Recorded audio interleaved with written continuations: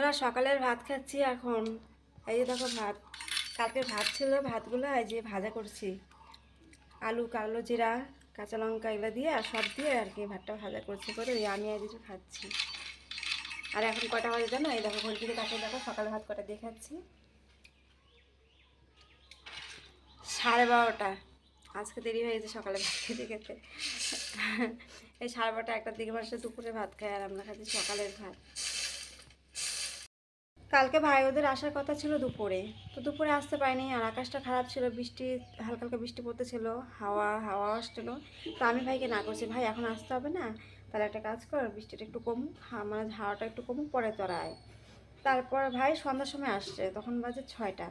ভাই আসছে আর ভাইয়ের বন্ধু আসছে, তো ওরা আসছে, পরে পরে আমি চা করে দিলাম, চা খেলো। তারপর ফ্রিজের মধ্যে দই ছিল, দই দিলাম, দই খেলো। তারপর ও জামাইবাবু তখন আসছে কাজের থেকে, পরে ওরা যে মানে গল্প টল্প করলো অনেকক্ষণ, কথা টথা বললো।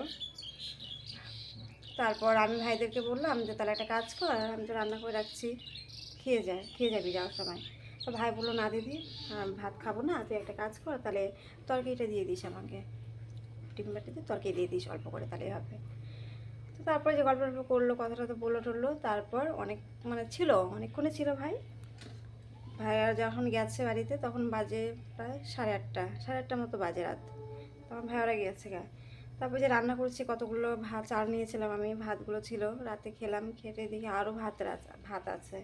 তো সকালে পরে আমি আর কি করলাম, আজকে আর সকালে রান্না করিনি, তো ভাবছি যে ভাতগুলো নষ্ট হবে না এই করলে। তারপরে এই যে কালো জিরা আর পেঁয়াজ আলু টালু দিয়ে ভাতগুলো ভেজে ফেললাম। তো ভাত ভেজেছি আর কিছু, বাবা খেয়ে গেছে কাজে, তো আমি আর খাইনি, আমি থাক পরে খাবো। তো সকাল সকাল না খেতে ইচ্ছে করে না, তো সকাল সকাল ভাত।